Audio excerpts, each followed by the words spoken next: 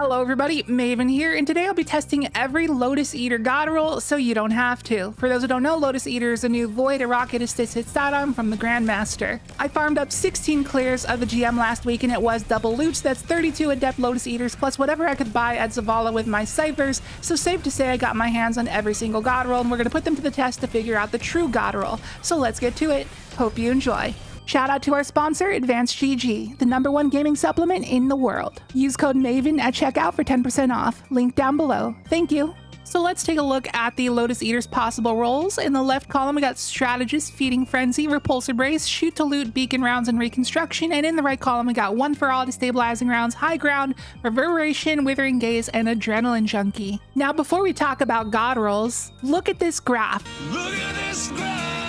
This beautiful kindergarten quality graph I quickly drew up. Do you have any idea what you're looking at? Well, allow me to explain. The first step in understanding the Lotus-Eater god roll is understanding this extremely weird and seemingly unintentional interaction that happens specifically with rocket-assisted frame sidearms. So the magazine mod you choose on your rocket sidearm will affect the total reserves you can carry with it. So across the top here, you got your base reserves, and then 1 reserve mod, 2 reserve mods, and 3 reserve mods. And on the left, we got extended mag, base/other, tactical mag, high explosive ordnance, and appended mag. And as you can see, running appended mag allows you to carry the most ammo. I know it's totally weird, but that's just the way it works. So as it turns out, you're gonna need appended mag if you want the absolute true god roll. So if you didn't know, now you do. Now I got all these Lotus-Eaters here and we are going to put them to the test. And for these tests, we will not be utilizing any subclass synergies, surges, loaders, or artifact mods, so that this can be a totally fair and unbiased review, as this artifact will only be here for a couple more months anyways. So this test is meant to evaluate the Lotus-Eater as it is as a standalone weapon. However, we will be trying it with the Gear Falcon's Hauberk later in the video.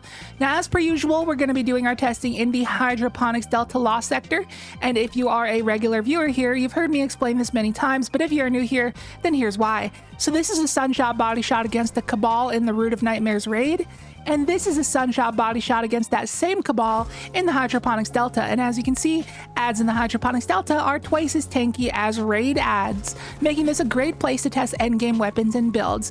Get it, got it, good. So we're gonna kick things off here with the role that probably most of you are immediately gravitating towards, and that's Repulsor Brace with the Stabilizing Rounds. Now, typically, I'm not too big a fan of Repulsor Brace, and I've talked about it a lot in my videos. It's a perk that synergizes somewhat poorly with volatile rounds. And the reason for that is because volatile explosions are pretty strong, and more often than not, those explosions will pick up the kill on most trash mobs rather than the actual bullet of your gun. And Repulsor Brace is a perk that requires your gun to pick up the kill, not your volatile explosion, or else it will not proc. So more often than not, Repulsor Brace will just fail, especially in dire moments when you need it the most. However, I can justify it on the Lotus-Eater because there's not really much else in that first perk column to argue for here. You got things like Strategist and Reconstruction, which are niche, Feeding Frenzy, which ain't too valuable, and Beacon Rounds, which we'll talk about momentarily. But overall, Repulsor Destabilizing is a pretty solid roll and you can't go wrong. Destabilizing is easily an S-tier perk after the rework it got in episode Heresy, and it's incredible at ad clear, as you can probably tell. The only downside is that we lack single target damage since we don't have a damage perk here.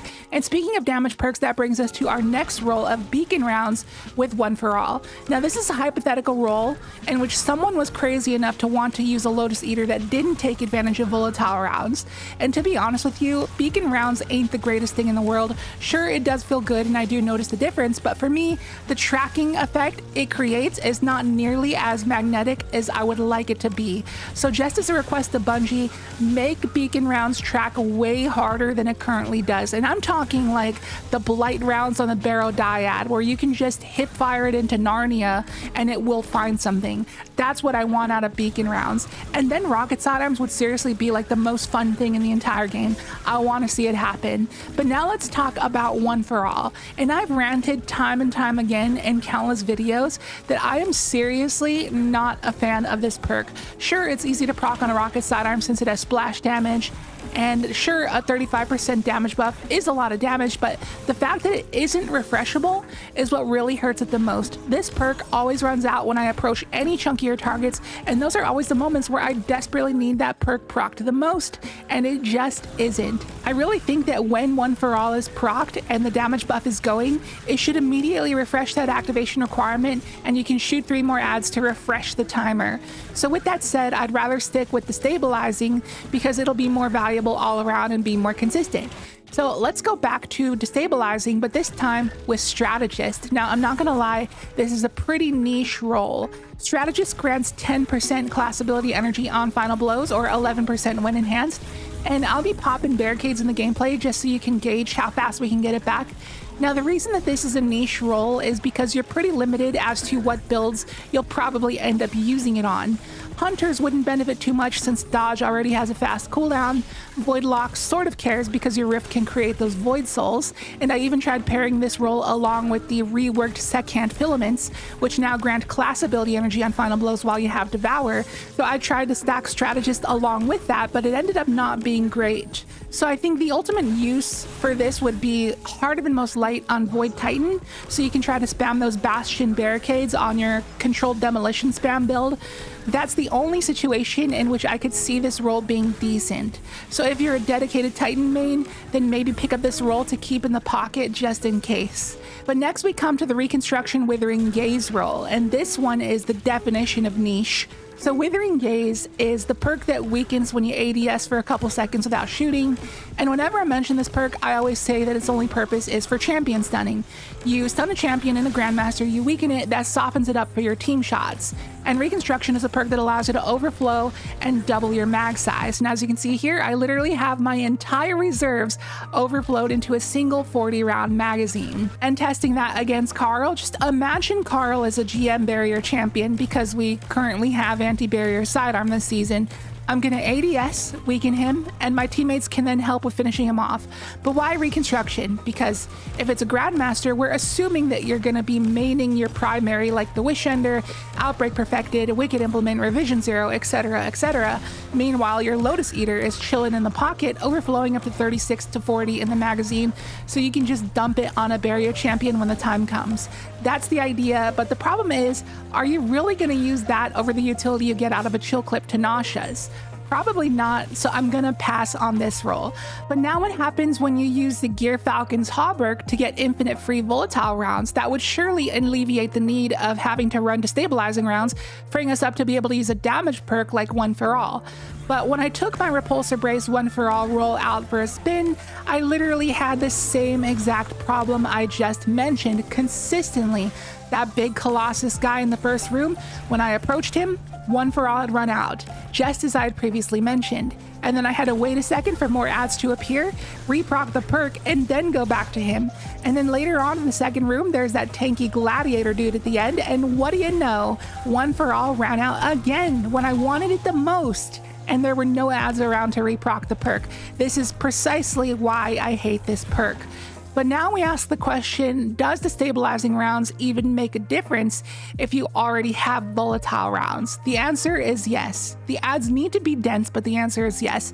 So let's head into Breakneck so you can see what I mean. So first we're gonna test it out without destabilizing rounds. I'm gonna get those free volatile rounds online from Gear Falcon's Hauberk and just lob shots at the large cluster of ads, and you can gauge the volume at which the volatile is spreading, and it's not much. Rocket sidearms are strong, and they will often one-shot trash mobs outright and not even get the chance to make them volatile first, and that's the problem.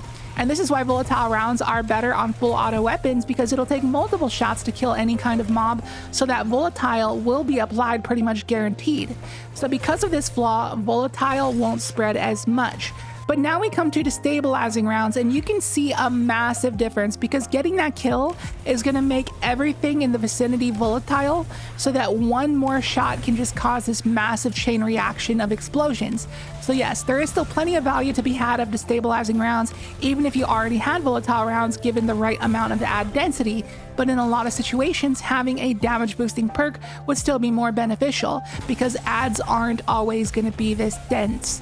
But now some of you guys are going to be curious why all but one of my Lotus-Eaters are Adept. So because I wanted a damage perk for my Gear Falcons, but I hated One for All, I went back to the drawing board to look at my options, and that's when I had a double take on High Ground.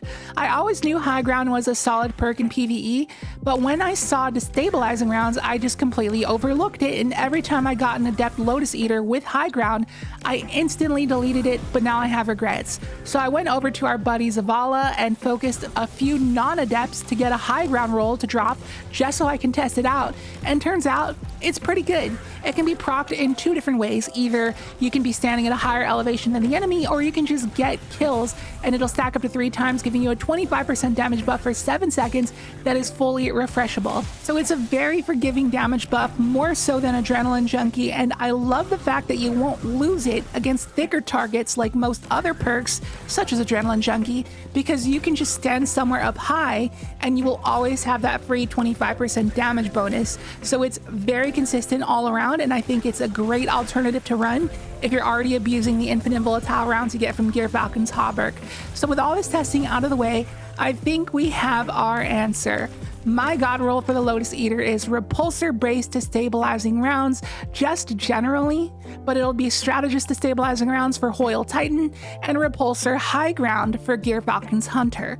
And remember to try to get a pendant mag if you can, so you can optimize those reserves, and have it be Adept if possible, so you can run Adept backup mag, otherwise your mag will be 1 shot smaller. So that's my advice, do with it what you will. If you don't play Hunter or Titan, then just snag that tried and true Repulsor Destabilizing roll and you're good to go. So that's gonna do it for the video. If I missed your personal Lotus-Eater god roll, feel free to share in the comments, and I hope you enjoyed the video and I hope it has helped. If it did, then maybe you can help me out in return by simply hitting that like button. It really helps out a ton. And if you are new here, please consider subscribing. Would love to have you here for more content on the way. And remember to check out our sponsor, Advanced GG. Use code MAVEN at checkout for 10% off your order. Link down below, and I will catch you in the next video. See you later.